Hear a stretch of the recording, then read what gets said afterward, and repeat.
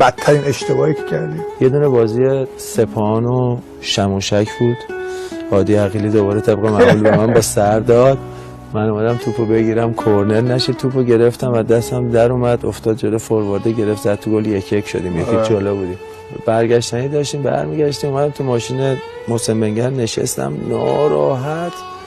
بعد محسن گفتش که این دوست منه، بازیکن شموشک و عقب نشسته بود. سلام علیک کردم، چرخیدم، هی داشتم به خودم بد و بیرا میگفتم. زد رو شونم، گفت آقا سید تو رو خدا هرس نخور، منم اون کسی که گل رو زدم.